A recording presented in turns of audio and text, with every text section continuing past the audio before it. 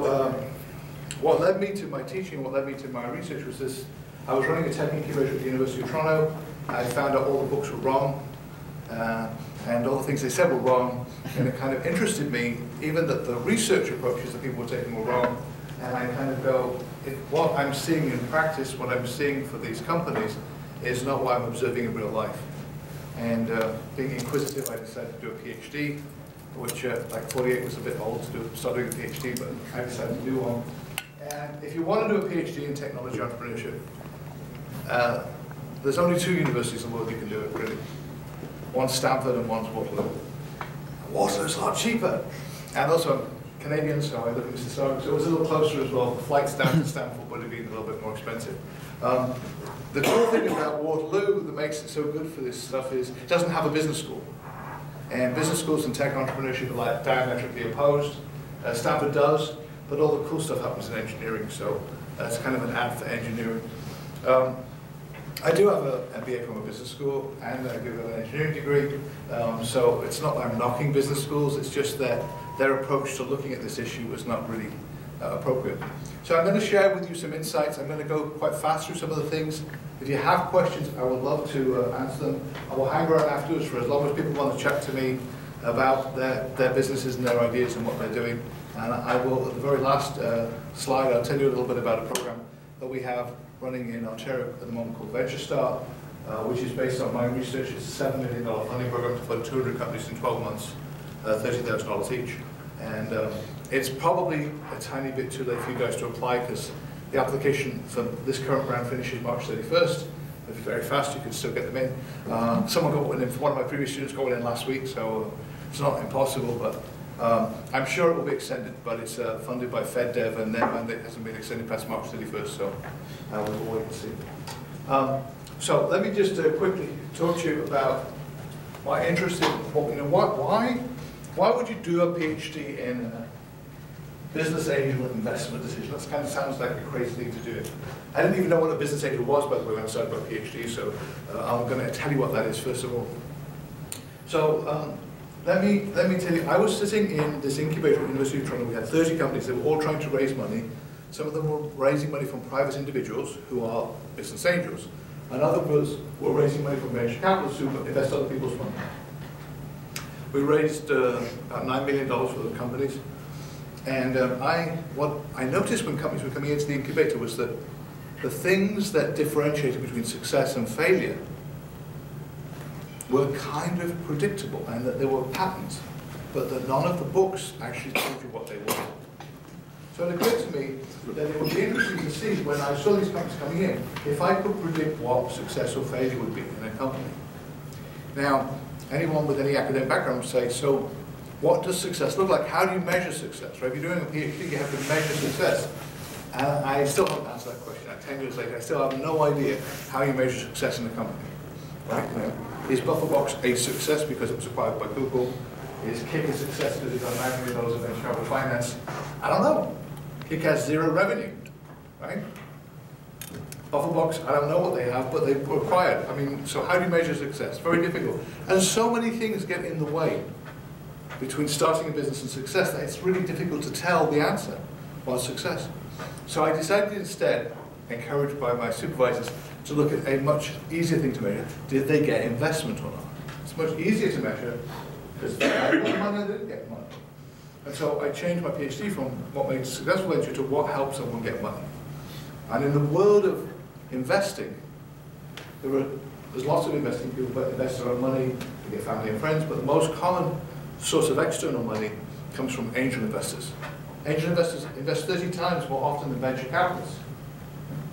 So if you're going out for money, almost forget venture capitalists. You really want to go to angels. Now that's not always true, because if you've got a big amount of money you need, then get venture capital money. But every single one of them, including people like Kick that got venture capital money, got angel investment first. So you can't really get venture capital money without getting angel money. So what I looked at was, how did you get angel money? So I was busy doing this, and at the same time we were involved through the Innovation Center in Dragon's Den and coaching entrepreneurs to go on that show. And so it was kind of the juxtaposition of those two things that led me to some of my PhD, and I'll tell you about some of those things. So That's a lot for the first slide. There's 30 slides. We're going to be here till Christmas. So the reality is, understanding angel investors is very important because they drive high-tech businesses. They invest in high-tech businesses. They help them. But 95% of the time, an entrepreneur pitches to an angel investor, they don't get the money. And while it's true that maybe they don't get the money because they shouldn't get the money, there are some times that they don't get the money because there's a kind of miscommunication, misunderstanding of what people are looking for. So the first question is, why don't you go and ask the investors? Ask the investors what they want. And then the investors will tell you what they want, and that will answer it. And in fact, there's papers written, in fact, PA people in this university, the PhDs, like a few years before me, who just did that. I'll ask angel investors what they want, VCs what they want, and that'll be the answer. They publish papers on it. The reality is that people don't know how they make decisions. They don't even know why they were successful. So asking them how they make decisions is not very good. In fact, first of all, there's some really good academic papers about venture capitalists that talk about that. But my favorite paper is in Malcolm Gladwell's book, Blink, and he talks about speed dating, and they do this research where they ask people that are going speed dating, what type of person are you looking for on a speed date? And they do all this, checks and things before they go into the speed dating event, and afterwards they find out who they asked for dates. And there was no correlation between what people said they were looking for and actually who they went on dates with afterwards. Because we don't really know, We don't really know how that happens. So the reality is we don't know how we make decisions. So if you do ask somebody how do you make a decision and use that as a base of research, it's not very good. And doing this thing which says, let's get some entrepreneurs in the room, that doesn't work either, because their sample set is one. Now that's not a very good way of seeing the difference between success and failure. Now maybe if you get some investors in, they can do it, but they don't really understand their decisions. So you kind of have this problem that if you just ask people, entrepreneurs are not very good because their sample sets are very small, and investors don't really know what happens. And what happens is when you ask an investor, their answer depends on how well that venture is done. So they give you reasons afterwards that are subject to what we call hindsight bias. So that's not really a very good start. So answering those questions was not really, that approach was not really the one I wanted to take, because I knew that you just get these same errors that came up previously. So the first thing I did was I said, well, what does the previous research say about how people make decisions? So, it's easy. These are all based on angels. And they say these are the different things they look for. So each one is the factor and then the aspect of the factor. So it's easy. You're an entrepreneur, you're looking for money, just make sure all these fit all right. That the angel's interested, they can contribute, the technology is protectable, right the way down to that the angel has a role. You can see all those factors. And that's what the angel looks at to make a decision. So those of you that know how to do algorithms and things, it's a very complex model. And the average amount of time that you spend when you're pitching to an angel, if you get to see one, is 10 minutes. And nobody in the world can do that in 10 minutes. So obviously they don't. Obviously they don't do that. They obviously use some other technique. And so I'm going to give you some snapshots and bits of things that they do, which we call heuristics. Heuristics, they use shortcuts. And they use approach where they look for shortcuts. And this is kind of new. When you look at this in terms of the research literature, it doesn't say that. And it goes back a little bit to Dragon's Den. Why doesn't it say that? Because at the moment, when you do most research, they say, what was the outcome of the decision? Did they invest or not invest? They don't look at the decision itself because they can't. The decision is done behind closed walls. It's a private decision. So they say, how do we do that? How do they make a decision? Guess what? I was helping out at Dragon's Den. And I was watching the interaction from the time the entrepreneur went into the room when they'd never met before, watched the whole interaction, which was completely, like one take, 40 minutes, 45 minutes, whatever. And I would come back to my PhD supervisor, who was Paul Gill, and I say to him afterwards, he said, tell me what you did in the research. Oh, I looked at these papers, I looked at this, reviewed this, and this. And what else did you do this weekend? Well, I was down at CBC, we were recording this. Well, what did you see? Oh, well, here's a tape, I can show you what we saw. Well, Paul's a psychologist. Not only that, he's a behavioral psychologist. So he said, this is really interesting stuff. Let's look at that and see how we can code it. So I mentioned Malcolm Gladwell's book, Blink, and in that book, he not only talks about that speed dating, but he talks about a guy called John Gottman, who runs a thing called the Love Lab. And in John Gottman's research, he looks at married couples, and he videotapes them for 15 minutes, and based on 15 minutes of interaction, he can predict whether they're going to get divorced or not. So I called up John Gottman and said, John, can I use what you're doing, your technique called observational interaction, can I use it to look at dragons? See what we can find. And he said, absolutely, this is fascinating stuff. It's the same. The marriage relationship, courtship and all that, it's the same. And you're doing it dynamically, so you can. So that's what I did. So my research was based on coding interactions from dragons in the first 4 seasons. People are saying, why did you stop after 4 seasons? Well, after the first 2 seasons, we started to publish our research. Guess what happened in season 3? The success rates went up. Why? Because the entrepreneurs were reading our stuff. And if you know anything about research, though, as you start to influence the results, then you have to stop. So by season 4, we had to stop because our results were actually being used in Dragon's Den for coaching people. In fact, the dragons were using our terminology to talk about interactions as they happen. So that's why we stopped. Right? So we have a data set of about 600 interactions from those first 4 seasons. That's what we used. So I'm going to talk about that. I'm going to give you a couple of snippets of some of the videos I have. I'm just going to start them because they're like 4 or 5 minutes long. They'll take too much time in class, but Peter will have them and you can watch them in your own leisure. So my research was basically how do you actually help a fun-seeking entrepreneur? And I never asked this question, how can you increase the likelihood of success? Because it's not really a very easy question to ask. What I asked was, how can you reduce the likelihood of failure? So I only looked at why people got rejected. I never looked at why people got an investment. And if you look at quality systems and all of those other things, the more that you look for reasons of failure and ways to avoid them, the more you're actually likely to come up with solutions that increase the rate of success because you reduce rates of failure. So I asked Robert Barron, who was a conference he and I were at last year, about his research perspective. I used to use Robert's book. Do you still use Barron's a textbook? So I used Robert Barron's book was the textbook for the course last year. It's not a great book, but Robert's a great guy, so I asked him what he thought. So I just thought I'd play this for you. I don't know what's starting.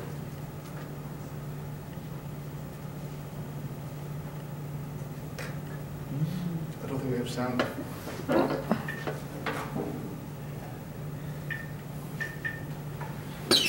State University, and I'm very honored to be asked for my views on entrepreneurship and what entrepreneurs can learn from listening to academics such as myself, if anything. And one thing I'd like to say right up front is that people should realize there are no simple answers. And unfortunately, people who become rich and famous and well-known as entrepreneurs often offer very simple answers. Here's the secret to success. Do the following. And the problem is that human beings are not really very, very good at knowing why they do what they do, why they did what they did, or why they were successful or not successful. We're just not that perfect as information processing machines. So what I think... I'm just going to stop it there. It's a 6-minute video. It's a wonderful video from Robert. The last thing it says is, one piece of advice to entrepreneurs is don't get caught up in your own propaganda. So I just want to repeat that, which means if you've got a great business idea, make sure, keep bouncing it off people to make sure it really is a good business idea and not that you're getting caught up in your own propaganda. So I asked him at the end, what advice would you give them? That was what we sort of recommend. So let me go on a bit and talk about understanding the causes of failure, why it's important. While failure can be due to the fact that it's really bad for business, a lot of failure is due to the fact that the entrepreneurs don't understand what the angels are looking for. And if they don't understand what the angels are looking for, then they're unlikely to get the angels to invest. And one very important point, if you think about 3 groups of people, forgetting families and people like that invest, you look at 3 types of people that invest in your company. The first ones might be banks, or lend you money. The second one might be angel investors, and the third might be venture capitalists. There's a kind of assumption if you write a business plan, and that it's good for all of them. And they're each looking for completely different things. Completely. So if you write one for one, it's going to be wrong for the others. So you need to understand who the target is that you're writing that business plan for. So you banks are looking for collateral and securitization. Venture capitalists are looking for, home runs, things out of the ballpark and large amounts of money. Angels are often looking for having an impact. Right? It's more complex than that, but the three types of decisions are completely different. So you have to focus on which one you're looking at. So before I before I go into any more detail, I thought I'd kind of give you a sample from class, not from this class, not from Dragon 7. I'll post a Dragon 7. I think we can all agree that this community box leaves a lot to be desired. So let's go over how BufferBox wants to address the solution and what we're about. So BufferBox wants to introduce the neighborhood self-serve parcel delivery kiosk. We offer real-time tracking so that both the sender and receiver know the location of their package throughout the entirety of its delivery. We also offer delivery confirmation in the form of signature. So the sender knows for sure that the parcel has been received by the right person. We also have accounted for increase in volume, so we increase the flow of volume that our BufferBox can handle. And we've also included payment capability. So when you order a package outside of the country, you can pay for duties and taxes right on the spot. We've also included increased security, so in the form of ID technology, as well as the actual box itself. So let's go through a use case of how to use the BufferBox. So I missed a delivery. I walk to my BufferBox, and I bring my failed delivery notice. I scan the barcode on it, and then I insert my driver's license. This is my key to my package. It sort of identifies you with your package. So once that's successful, I'm directed to my locker space, which is then automatically unlocked, and then I can grab my parcel. At this time, if it's necessary, I can sign my signature pad, and then I'm reminded to remove my driver's license. So now I have my package, I've completed the process, and I can walk home, and it was really easy. So the first one is shape-shifting. Essentially what we want to do is we want to deploy these buffer boxes in locations that are very convenient to people like you and me, so around the corner. I'm going to stop that. Anyone knows anything interesting about the BufferBox presentation? Is everyone familiar with BufferBox and what's happened to them? Right. So right at the end, the last show, you see there were 4 founders, right? Vanessa, who did most of the talking in the presentation, it was their class presentation, so it was their 4th year design project, and they brought it to class to do the business plan. So when you talk to BufferBox now, they say there's 3 founders. So do you know what happened to Vanessa? She went to Microsoft. She went to Microsoft. So at the end of the year, like at the end of the term, you guys will have all of them. Well, some of them had job offers, right? Some of them never thought of doing anything else except BufferBox. And Vanessa was one of the team of 4, an integral part of the team. And for personal reasons, she decided she wanted to go to Microsoft in Seattle. Right? So the reason I say that is that even when you have a successful business, you start to win kind of the awards that they won in the class. Some people still make the choice to go to corporate. And she's really happy. It was a good decision for her. It's not a bad decision for her. But the other thing that's interesting is if you look at the product they showed there, and actually was in town today, I did some interviews with them today tell me about the journey after class to now. I said, how come you have all these features? You have solar panels, you have shape-shifting boxes, you have outdoor construction. That's not in your product now. What happened?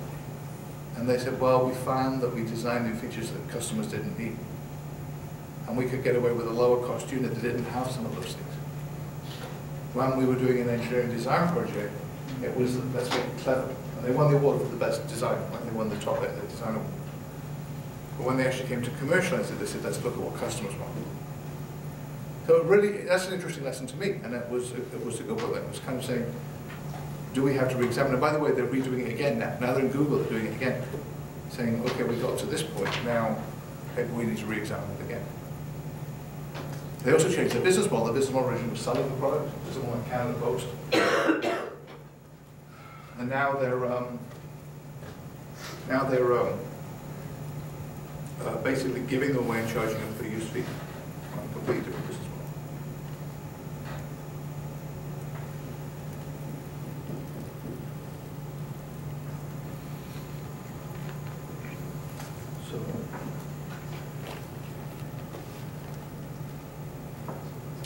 I'm going to share with you a couple of interactions, and it might kind of give you some insights. So I mentioned that I did my research by watching Dragon's Den. Now, what I was doing, I was in the studio, so I was watching the real live interactions, and I had the videotapes of the live interactions. I wasn't watching the edited ones you see on TV. The only reason for making that comment is that, you know, I saw what happened, and we captured all the nuances, and there was some interest because the way, obviously they edit out bits, and secondly, the sequence in which they see entrepreneurs is not a sequence they show on television. They mix it to, depending on the drama they watch that week or the theme they want to that week, whatever. So here's the question. You know, I call up John Gottman, who's this observation interaction guy. I say, John, how do I code it? How do I decide what to look for? Right? And there's lots of people, if you go to the psychology department, they'll tell you all about the rules of coding and how to do all this. I'm an engineer. I don't know how to code people's behavior. So they said, you just start with a blank piece of paper. And you write down things that you see that are interesting. When you write down things that are interesting, you start to see if you can find patterns. And then once you start to find patterns, you see if you can use them to explain what happens. So that's exactly what I did. And the first pattern that I observed was that 75% of the opportunities were rejected because they had one thing wrong with them. What we call a fatal flaw. There was no market, the pricing was too high, there was no way they were going to make money. The entrepreneur didn't have the right level of experience, there was no channel to market. No evidence that anyone would ever buy the product. And there seemed to actually be 8 critical factors. And if any one of those was wrong, they would reject it. And that was very interesting, because having sat around the table with venture capitalists and things, and looking at business plans for competitions, I often found that if someone saw a negative, someone else could find a way to solve it. But in a context where the angels are pressed for time, they can't bother. So I went to one of my supervisors here, a guy called Scott Jeffrey, who was a decision-making guy, and I said, Scott, this is what I'm seeing. And he said, here's the book. And it's called The Adaptive Decision Maker. And the first thing is it says, the most common way that people decide when they're looking for things to choose is to reject all the things that have one thing wrong with them. It's called elimination by aspect. It was, the concept was developed by a guy called Amos Tversky, who won the Nobel Prize. Actually, I think he kind of won the Nobel Prize for economics. I say kind of because I think you have to be alive to win the Nobel Prize, and he and a guy called Daniel Kahneman, who actually just came out with a best-selling book called Thinking Fast, Thinking Slow, worked all together on all the papers, but I think Amos died before the Nobel Prize came out, so the prize was meant to be for both of them, but only Daniel got it. But he came up with all sorts of things, interesting things about how people make decisions. And so he had this technique called elimination by aspect. So here was a really interesting thing. The investors didn't look at all those long lists of factors that came up identified. They would look at these 8 critical factors and see if they were present. And if anyone was wrong, they would reject it. And then, at the next stage, they would say, can I make money with this? And if they couldn't make money, then they would reject it. Is it likely to fail? If it was likely to fail, then they would reject it. So it was a sequential elimination process. So I'm going to share one interaction with you, which you might have seen, and I'm going to let you observe a little bit of it, and then I'll let you observe the whole thing.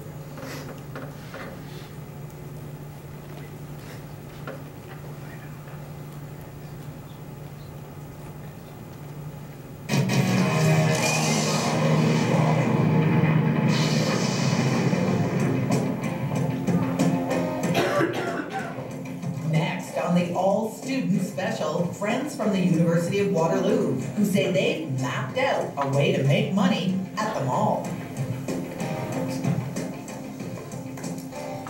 Hello Dragons, my name is Hong Wei. My name is Desmond Chor, and we're from Waterloo, Ontario. Today we want to tell you a bit about our company called Mapped In, and we're asking for $150,000 for 10% of our company.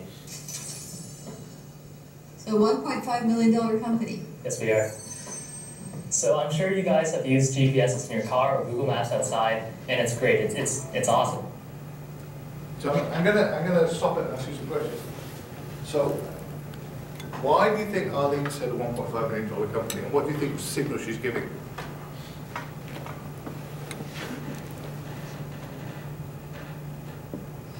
Yeah? It's not worth that much money. Not worth that much money, right? She's going, I don't know much about your business, but you're going to have students and you want a $1.5 million valuation. And the general rule is, if you've got no revenue, less than $1 million, you'd be lucky, you know, maybe 500,000, typically, even if it's great. So they walk in and they have a certain level of likelihood of getting investment. And the minute they ask for that amount of money, the likelihood goes down. But they don't reject it because of that. They just kind of suspend their disbelief. But they don't know anything about the company yet. Yeah, interesting, huh? So they're already kind of evaluating things. The reason is this, I've got another one afterwards, which was actually they were the next students on the show, which also from this class, called Smart Teacher. And they came in and they did this, roughly the same deal. They wanted 120,000 for 12%, right? And they kind of keep getting the same reaction. So it's interesting what way. The reality is that you can't change the format. You have to say that at the beginning. You have to say what you want at the beginning, right? But it kind of puts you a little bit behind. Right? You have to catch up from there. So it's interesting to see that. The interesting thing, one of the things I've done with students for like final exams for me is I say take this interaction and on a graph show up the vertical axis the likelihood of getting investment, and on the horizontal axis time. And just graph it. Every time it goes up or down, explain why, what happened that made it go up or down. And then put a line on it which says gets investment at the top, and the line on the bottom says gets rejected. And see how close it comes to getting rejected at various times. It's an interesting exercise, but it makes you actually think of the dynamics. And you can understand information exchanges, the amount of information that's going backwards and forwards in 10 minutes. So remember I told you that deals get done or rejected in 10 minutes? You can start to see how that's happening. Right? Let's carry on. But as soon as you walk inside, to a university, to a mall, we end up looking for that board with the picture and the alphanumeric list, and it just sucks. Do you mean that you are here map? That's kind of the direct okay, got it. Absolutely hate that. It's the worst thing in the world. And that's the first thing we want to make better. So with Mapped In, you walk into a mall and you say, I'm looking for American Apparel or I'm looking for jeans. And we'll show you, here's all the stores that have it, here's how you get to each one. We can also show you where jeans are on sale, what your friends are doing, recommendations for you, and all of this is accessible on a touchscreen directory in the mall and a mobile application. So we'd like to just show you a bit about how that looks like. So this is actually one of our units at a local regional Waterloo mall. And if I walk up to it, I'm the average shopper, and I say, I want to find a store. I tap on the directory, I scroll down, I'm looking for GameStop, I tap on that.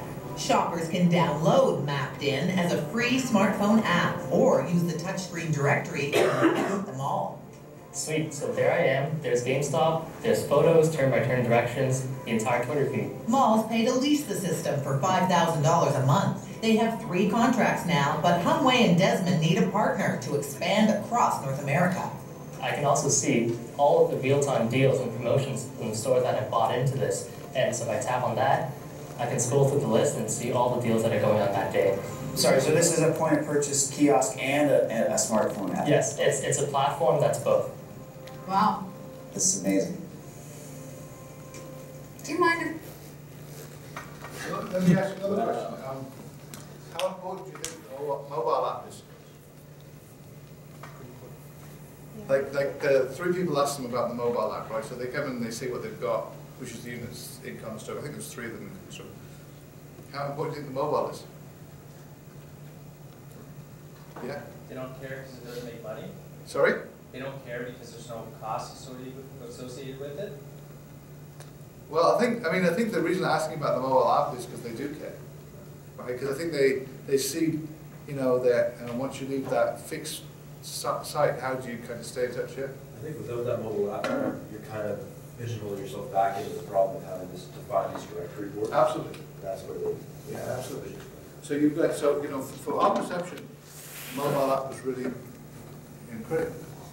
The interesting thing is these guys applied to this venture stock program that I mentioned. Never, and they didn't have a mobile app in the business. They just had the physical apps. So we highlighted that they need to have a mobile app. And they put together a rudimentary mobile app 2 weeks before the show. And it's kind of working, not 100% working even now. But they said they had it. But they're working on it, and it's so I say it's not really working is only because all it is a replication of that map. It doesn't have the positioning functionality that they need to have. But they're working on it. They know how to do it. So the point is that even when they came out with their original idea, they modified the product to include mobile application, which when they presented it on Dragon's Den, was the difference between getting investment and not. I think if they hadn't had the mobile app, they'd have been doing what you said. They'd have been going backwards. Because eventually, if everyone's got a smartphone, you won't need the big devices. Now, that's some time, and you're always going to have elderly people maybe who don't have smartphones. Maybe that's characterizing elderly people. I apologize if it is. But the mobile app gives all sorts of flexibility because you can take do special offers who walk past the store. So what do you think these guys? What do you think the Dragon's going to be concerned now? I mean, they obviously like the product, right? They like the idea. What do you think their next concern is going to be? I told you it was a sequential process. They go through this process in sequence. What's the next concern after getting excited about the idea? How can they get money? Sorry? How can they get money? First. Well, they already told you they charge them all $5,000 a month. So that's not a bad straight revenue model. I mean, it's actually a much more complex model than that. What would your next concern be if you were investing? Projected growth. Sorry? Projected growth. Projected growth? Well, yeah, I mean, they'll tell you that there's nothing quite like it anywhere in North America, and we haven't found anything like it. So, yeah, that's another part of the business. But you're right, that's something definitely they'll talk about. Yeah, they'll talk about that in a second. Anything else? Let me show you.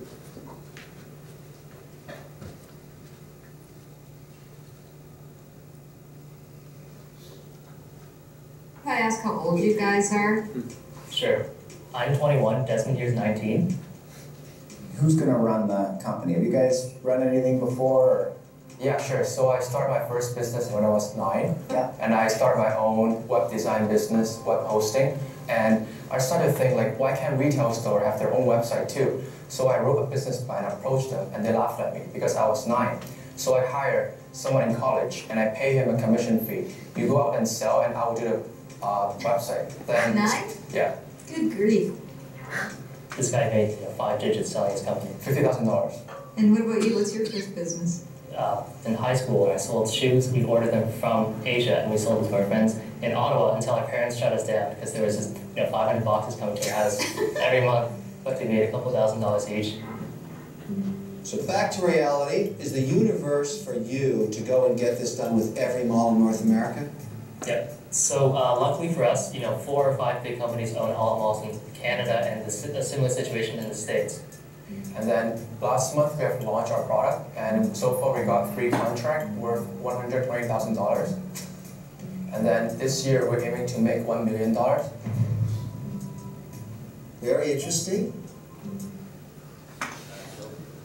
So the question I was looking at was the next risk, they said, after they've understood the business, the next thing they look at is the entrepreneurs. And the most important thing for them on the entrepreneurs is experience. Okay? It's the most important aspect at this stage. Not down the road as they continue down the interaction, decision-making process, there'll be other things about the entrepreneur. But entrepreneur experience stands out. And they asked these quote guys, and they came out with flying colors. They had experience, they'd done it. So after they've looked at the business, the next thing they look at is the entrepreneur. So that answers the question for you, what's more important in the business or the entrepreneur? Well, the business, because if you have a good business, they're not even going to look at the entrepreneur. But they're not going to invest unless they like both. Which is different from what the books say, by the way. That's not what the books say. If you ask a VC what they look for, they go management. Well, if they actually did that, they'd invest in all sorts of crappy businesses with really good managers. And then they kind of wonder how come they're good managers if they propose crappy businesses to us. So you have to have a good business and a good implementation team. In fact, when I asked the guys from Bufferbox if they could give hindsight, the benefits of hindsight to people, aspiring entrepreneurs, what were the most important things to be? And one of them said, it's all about implementation. Talk is cheap, no one believes anything you say. You have to do things and show that you can do them and deliver. That's what gets you success.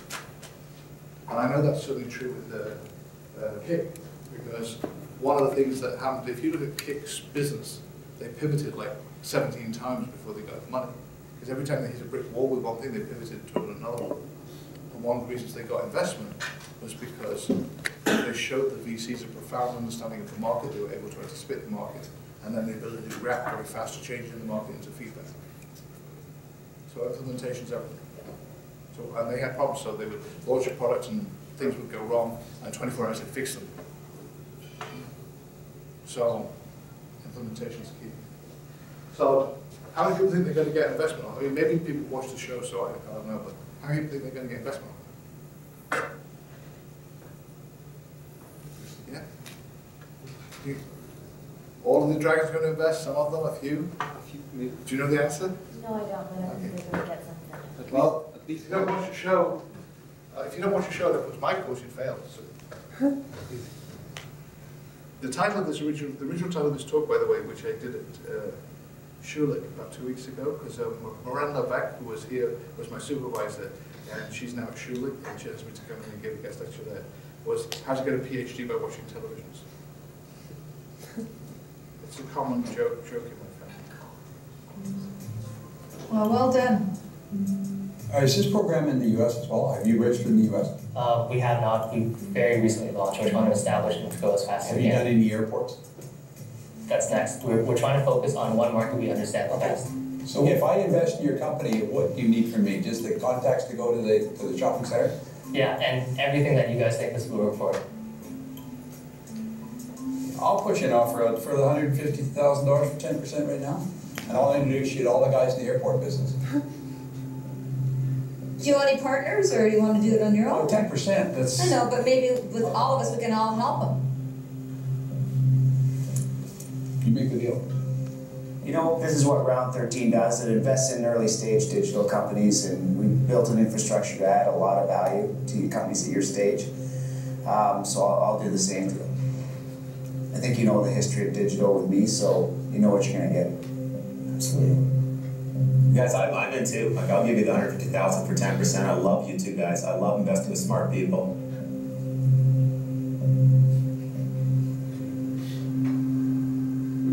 Let's hear what Kevin's going to do, and then I'll tell you what I'm going to do.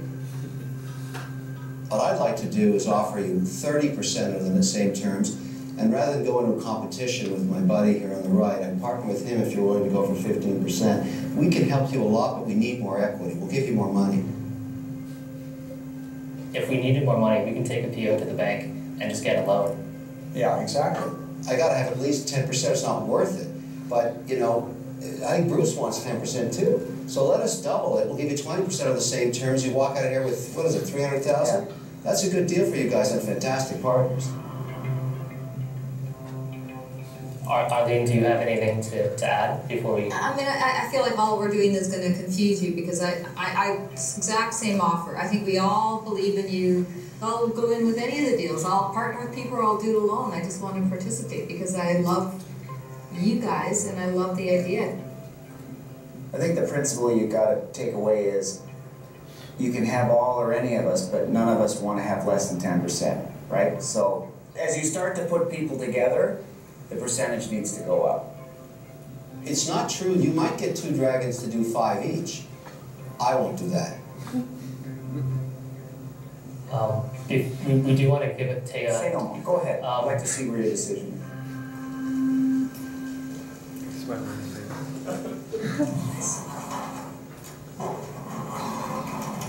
Did not expect that. Wow, that's... Basically, they're all in then. So we're getting 10% for Kevin. Yeah, like I think we want to get Kevin in on this deal. So like 10% for Kevin, but Arlene's good too.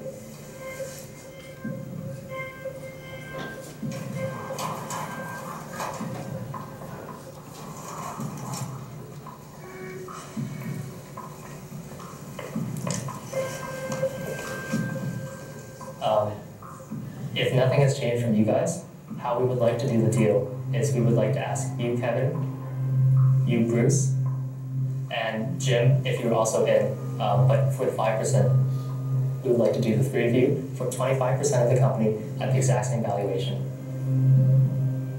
So he's in for 150, I'm in for 150, Jim's in for 75. Yep. I would do that deal. Yeah, we'll do that deal. I really wanted to be in.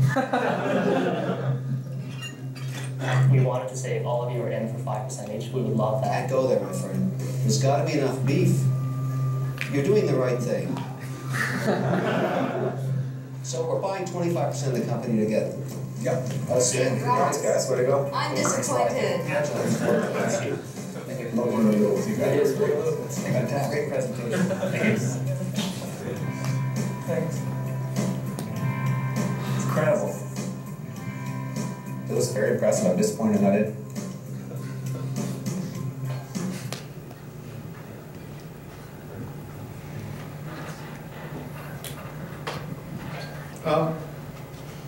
It's kind of interesting how they work together, because sometimes they compete with each other, the dragons, and sometimes they collaborate with each other, and it's really interesting. But you see some of the positive sides of them come out in that. I just want to help you guys, and you need some help. So that's actually the biggest motivation. Even when you see some of the negative stuff on TV, it's really kind of edited highlights for TV, not what most of the interactions end up like. Unless people come up with really stupid ideas. And if they get really stupid ideas, they say, why are you wasting our time? And the reality is that they get onto the show because they're going to have stupid ideas, and because that's part of the lesson. In fact, Dragon's Den shown on 22 countries around the world now. And in some countries it's run on Education Channel as a way to teach people about entrepreneurship. So I mentioned the 8 factors that affect this initial rejection.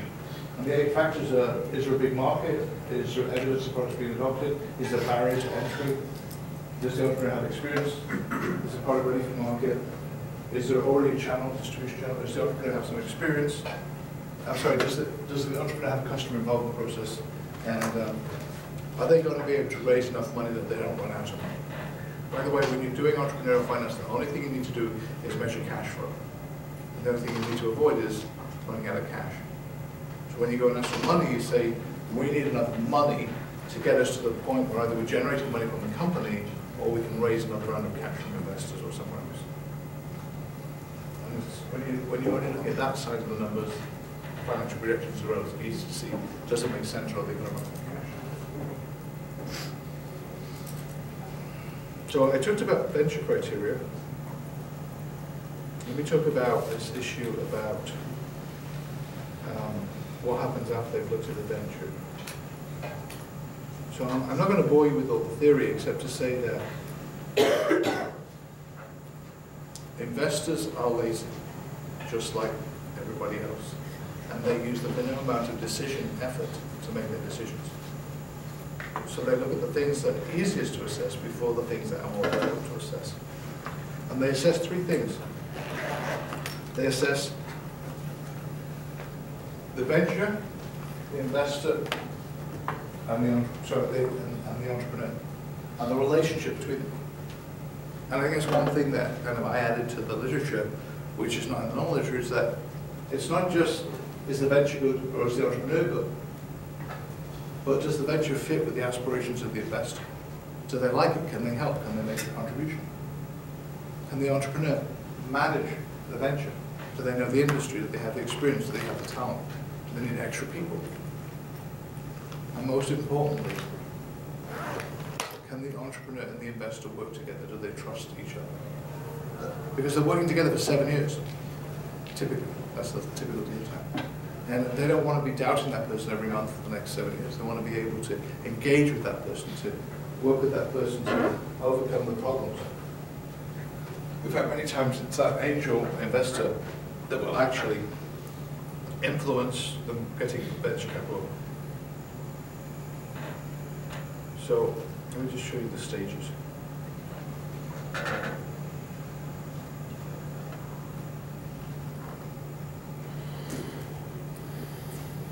So what I developed in my research was this kind of multi-stage approach, finding the reasons for elimination at each stage. And rather than just saying it's a black box where opportunities come in and suddenly it's investment or not, I said there's a staged approach. They reject opportunities, most of them, 75%, because early on they have a fatal flaw, something's wrong with the business. Then they reject them because they're not going to make money, or they're very risky, inherently risky. There's high level of technology risk, the market's very complex. There's competitors in there that are going to eat you alive. Then they reject opportunities because there's managerial risk. The people can't run the business. The manager can't run the business. And then finally, there's the relationship risk. They don't trust the other person. And if you watch my TEDx video, you'll see that I talk in that one about the importance of trust, and building relationships, whether they're personal or business relationships, based on whether you can trust someone. But they only look at that one after they've done the others, because assessing trust is hard and takes time, it takes a long interaction. They're only going to see if that's the case if they determine the others. So before we get to that final stage, the trust one, I'm going to ask you to try to get some video about some concerns they had about the entrepreneur, not the idea.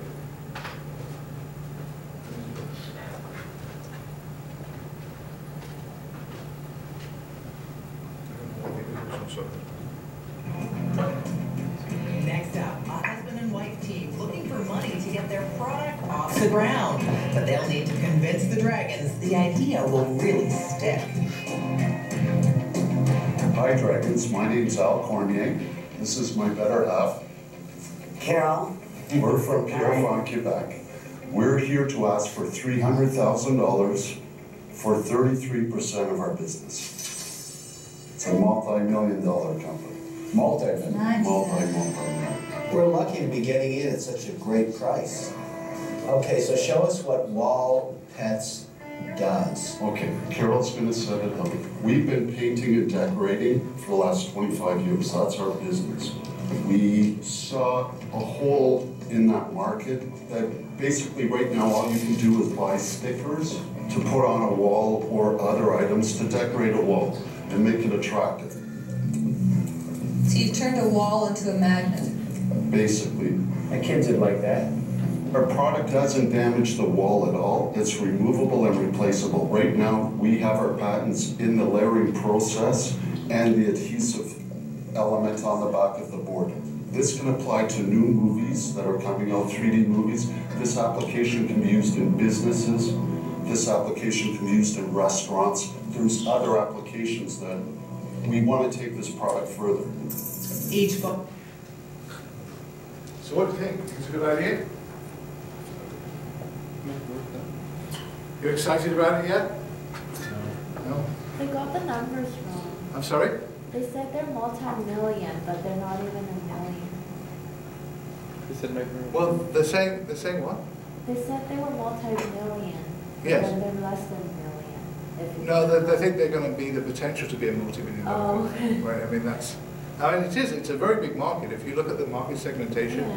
they could do 10, 15, $20 million of revenue with that problem. And they should ask for higher. Yeah. Sorry? They should value themselves accordingly. Well, they're only valuing the business at 900,000. And if you remember the guys before valuing their business at $1 million, and they only had $30,000 of sales, right? So, you know, it's anything under $1 million is not unreasonable, even if revenue is very low. Yeah. It's not a bad idea. I mean, I kind of like it. Like, I mean, you can see the people getting excited. It could be like a children's toy or something, you know. If you're... Yeah, but you can do it for children. You can do it for older kids. Like they could put, you know, rock stars on or soccer teams on or whatever, right? And then I know my kids all just decided to move bedrooms, and they've all got the decorations on for the other kids in their room, and like it's a nightmare. It could be like, yes, it could be like a small mid-sized business. Yeah, and then you can do it for movies. When a new movie comes out, you can do it with characters from a movie, and you know, it seems to me it's kind of an interesting idea, and you can add it on to your room. So maybe businesses could do it with like professional things. I don't know. You could do a, you know, periodic table and then move things around. I don't know. They could do promotions with these. But Sorry? They could do seasonal promotions. Yeah, absolutely. You could do seasonal promotions, you could do giveaways where you, I remember when I was a kid, they used to give away the backdrop of something and then you used to get the characters to stick on the cereals and stuff. Peter's nodding, I remember. Same background. So it sounds good. Now, let me ask you one other question. What do you think about the people so far? Not as excited. Sorry? Not as excited as the other guys.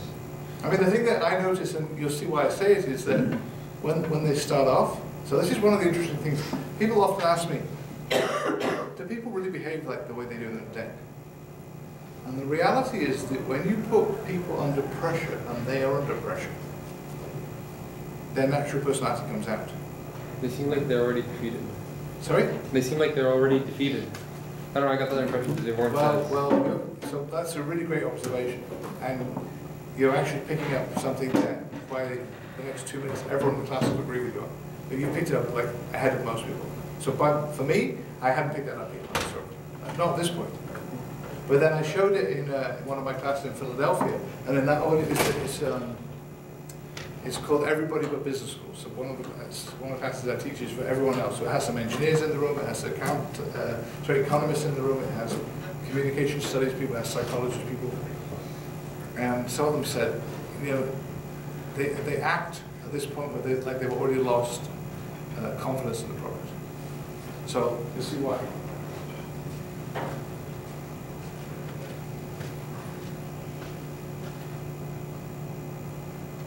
Box contains a themed background poster and a set of movable magnetic pieces. And they're all flippable? Everything is flippable. So it changes into... It's a Mr. Potato Head for a wall.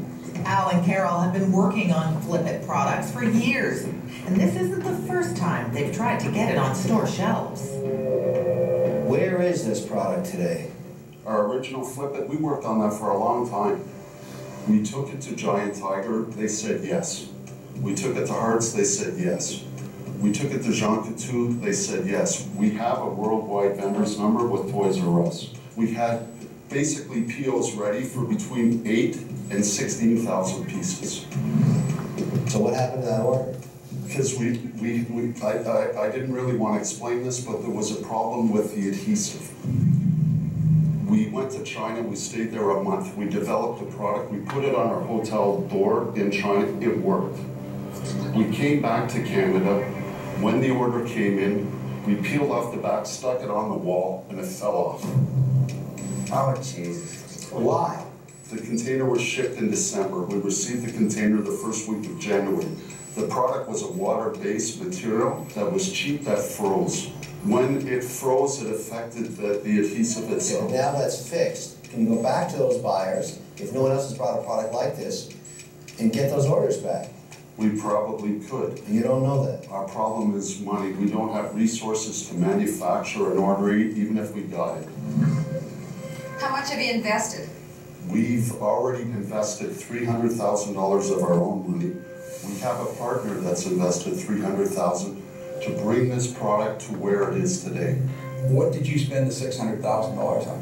The first $300,000 basically was spent on a bag container. So this is the next 300 you've got now? Yes.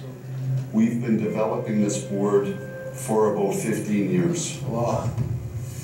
Just recently, within the last year and a half ago, we were negotiating with Disney. We developed Disney products that we can't show you here. We had a whole line. We were ready to do a big deal to bring it into retail, but our problem again was the adhesive. What, again? Yes. If you screw up the first adhesive, then you do it again? When you know you have a great idea and a great concept, but you don't have the proper adhesive, we worked with a lot of people to try and develop this. Have you guys ever heard the saying that a vision without execution is nothing? I mean, this is all about execution. You're now $300,000. $600,000. Well, and your house is on the line. We lost the house, so we're debt free. You lost the house. Oh boy, you Oh my guys. goodness. This is a sad story. I can't even imagine the stress this has put on you two personally. I can't even, I just listen to the story, it makes me anxious thinking about what it's done probably to your relationship, to everything. Like, It's been I hard can't on our imagine. kids, it's been hard on us, but Arlene, we have something we know will work. Why do you know that? Because I know it in my soul. I know it in my soul. I know it in my heart. We've asked a lot whether we invest in people or ideas. And inevitably the answer comes back is that we invest in people. Because ideas can change, you can't change people. No. Right? So you either have it as an entrepreneur and a business person, or you don't. And I don't feel you guys have it. And that's just a very candid statement. I'm out. Well, I wouldn't stop. I wouldn't put more money into it, though. I would. So there's a little bit more afterwards you can say. But the interesting thing is you can see them kind of shrink in confidence. You picked it up, but it kind of got worse right as time went on. They didn't believe in it, they didn't know what to do, they were kind of stuck. Now, the two things I want to ask. The first one is, well, no. The two things I want to make. Do you think they could have done something differently that might have got some investment? Like, could they have come in with a different, same product, same circumstances, with a different pitch that would have got investment?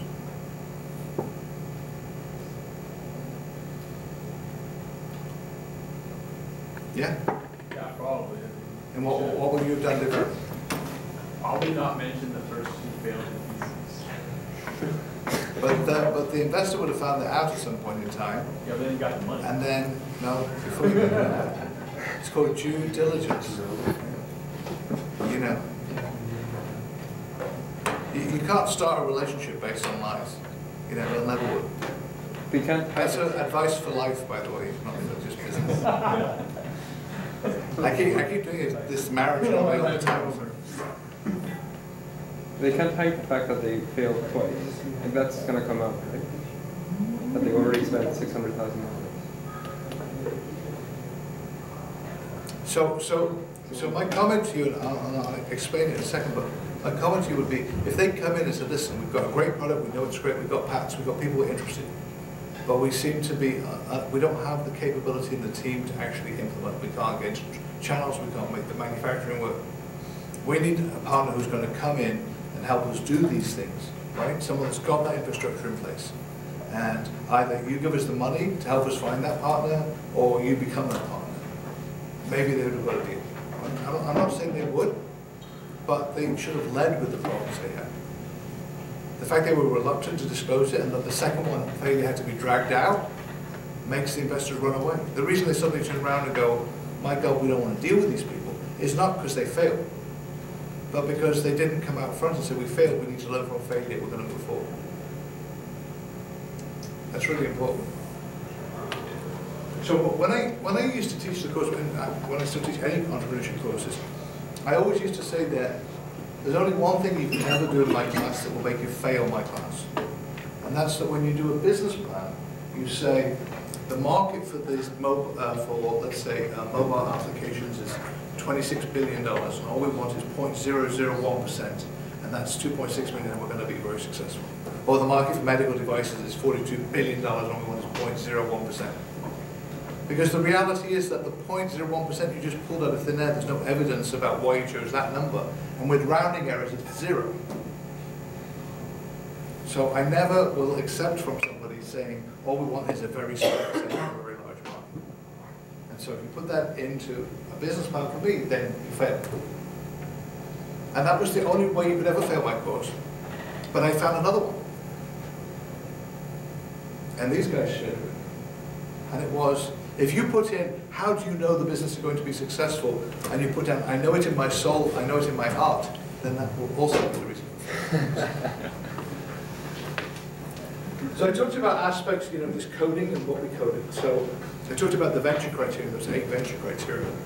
What did I code for entrepreneurs, entrepreneur criteria? The capability of the person to run the business. I coded 3 things. The capabilities of the entrepreneur, and they're categorized there. You can see this straight from the coding scheme. The competence, critical thinking, and new resource skill. That's the ability to build new business, new things, new enterprises, new organizations. And then I coded their experience. And I mentioned how important that was. They can be Carr activities, relevant knowledge, and education. With any one of these things, there's a trade-off between these. But between them, there's not a trade-off. You have to have some of each. The other characteristic for people, if anyone's ever done any psychology, and I have, actually the closest thing I came to psychology was my wife who has a psychology degree, so maybe that's kind of rubbed off, I know. But in the psychology world, there are 5 personality traits that are known as the Big 5. And there's lots of ways of coding people, and this is not the only way, but it's one of the most common. So I used it. I coded people: emotional stability, extroversion, openness to experience, agreeableness, and conscientiousness. And here's the interesting thing that I found. Whereas for the first 2, more capability was better, always. More experience was better, but up to a point. It seemed like 10 years experience in retail versus 20 years experience. 20 years wasn't twice as good as 10 years. So it was good up to a point. But with the traits, the interesting thing I found was it was a curvilinear relationship. It seemed to be some ideal level of each of these. So the common ones here are things like extroversion, enthusiastic, and passionate, right, and committed. And what I found was that everybody, to get investment, had to have a certain level of that. And again, most of the literature would tell you passion is important. But what I found was that at a certain point, hanging on to things for too long, controlling the business for too long, not being willing to give up some equity, which is also a passion because you kind of want to hold on to everything, that at a certain point that will stop you from getting investment. So there was an ideal point in the middle. The other one I found, each of these has, by the way, an ideal point. The other one that's interesting is this conscientiousness. And if you want to look at how you measure conscientiousness, let's look at the coding scheme. One of them is the percentage of net worth that you personally have invested in the company. And that's been used in a number of papers. Well, these guys have everything invested in the company. You would have think that would be a good thing. But you could see it from the reactions of the investors. And the cool thing is, you can see the reactions of the investors to the comments made. So even if they're not telling them why they're not investing, you can see on their faces, you lost your house. Like, that's ridiculous. And so if you're overcommitted, if you put too much in, then they think that's bad too. So the old rule of more is better, up to a certain point. Past that, it's crazy. I think in the 160 interactions that we looked at where they went past that first stage, there were 11 where people had either got divorced because they've been pursuing their idea and their spouse had given up on them, or they lost the house, or both. None of them got to the next stage. In each case, there was just overcommitment. Too much involvement in the business, too much money, no balance, no way to say no. And do you remember when I started, I said, what's the advice from Robert Barron about don't always believe your product, keep checking, keep going in the right direction? You know, you can see how his academic research and advice taps out into actual practice. Because this is like a giant natural experiment in research terms that CBC kindly put on for me to kind of get all these, because it's real money and real interactions. It's not some fake thing. So you can see the traits are kind of interesting. So now I'm going to show you the last video. And this is actually the one I brought back. I always use this one, but it's the one I actually brought back to Fort Gill from season 1. That showed me that there were certain things going on in behaviors that no one had seen before. And to see if we could find out what was really happening. Michelle Messina attracted Kevin O'Leary's ire when she pitched her product that provided a multi-purpose extra pocket to house any fast food accessories. And I've obtained a patent for a container with an auxiliary pocket for ready-to-eat foods. Let's say you go to a theater. You have your drink in your one hand, you have your popcorn bag in the other. Where's the other hand for the wet naps, the toothpicks, the seasoning pack? Well, now the additional pocket will provide you all of this. I'm looking for $250,000 for 10%. Oh! Kevin O'Leary sensed an opportunity to help Michelle get rich. I did about 500 surveys. Do you have a contract with Cineplex? At one time, we did negotiate something. I had a partner, and he did business dealings with them. One of Canada's biggest cinema chains had also considered investing. until Michelle chose to walk away from the deal. Did you want to nullify it, or did they want to nullify I wanted to nullify it. Are you out of your mind? Well, I didn't agree to the terms. I was not there present. Anyways, this is the past. As it sits right But now. it's not the past. Well, You're it missing is the because point. I'm 100% owner of But it. how am I going to go back to Cineplex tomorrow and do a deal, and they're going to say, No way. no way. It's It was like the breaking district the manager, shop but it's breaking. different owners now. Don't worry, it's not a But problem. Michelle, you had a deal with the largest theater operator in the country for your product. Yes. You know who you are? You're Pete Best. When you could have been Ringo in the Beatles. That's what happened.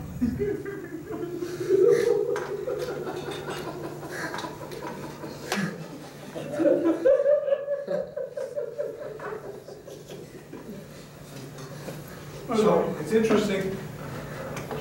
So they didn't doubt her ability to run the business, right? But they didn't want to have a relationship with her.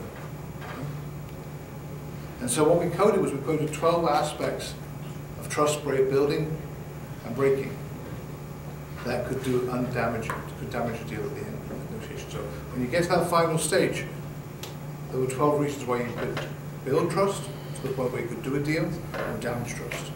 And the 4 categories are showing that you're trustworthy, that people should trust you, and that you act in a trustworthy manner.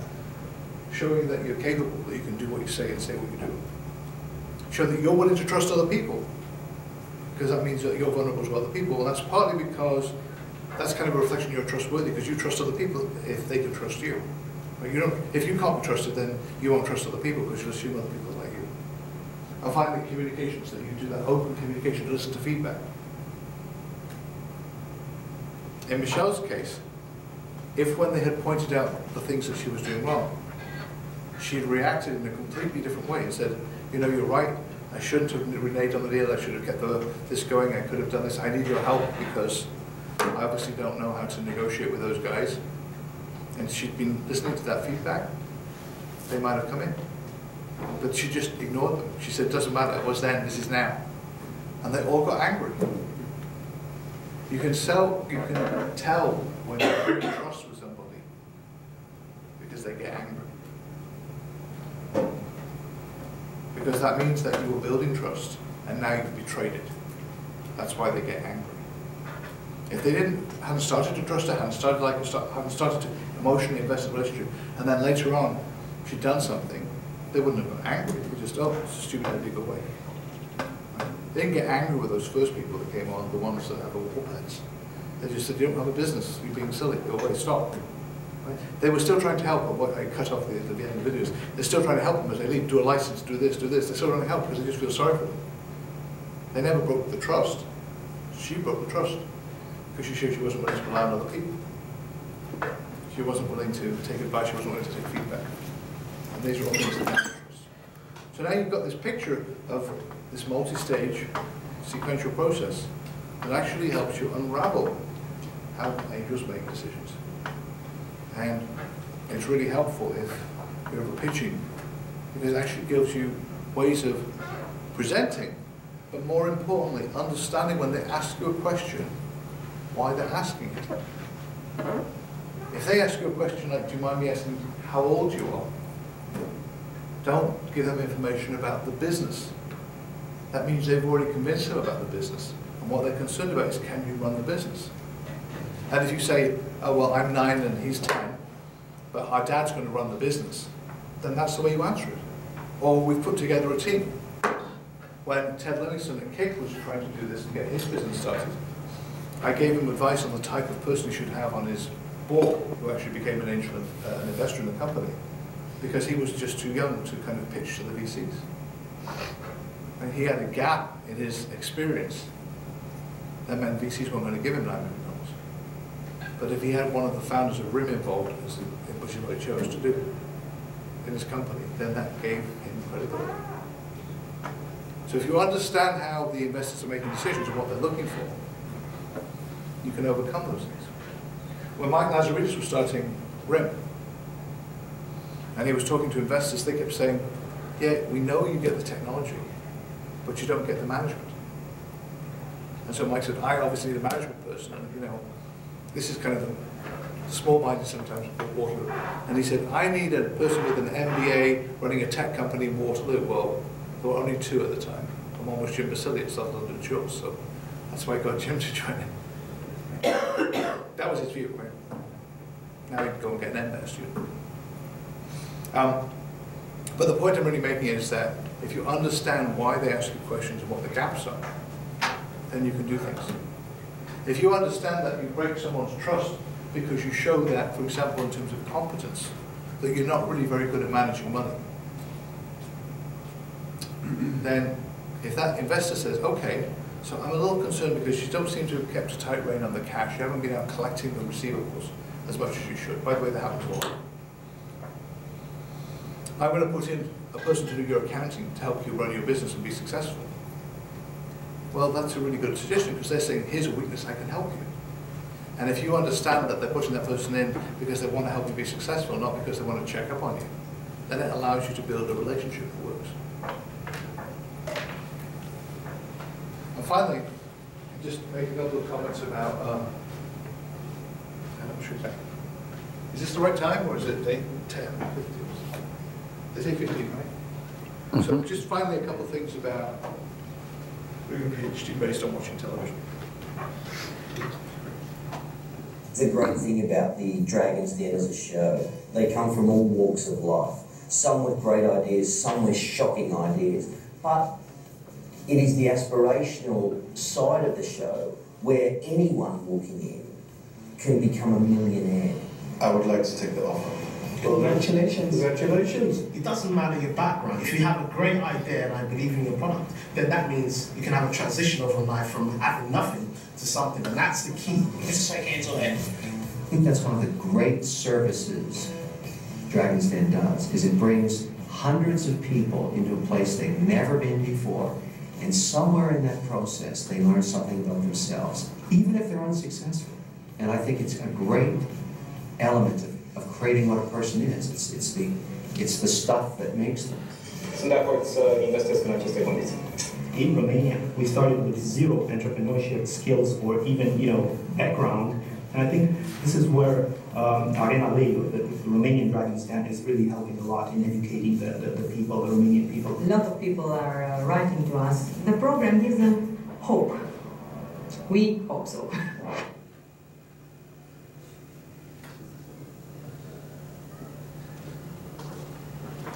The startup program I mentioned is Venture Start. If you have a business that's looking for matching funding, as I say, I expect it will continue, but officially it ends, this round of funding ends March 31st.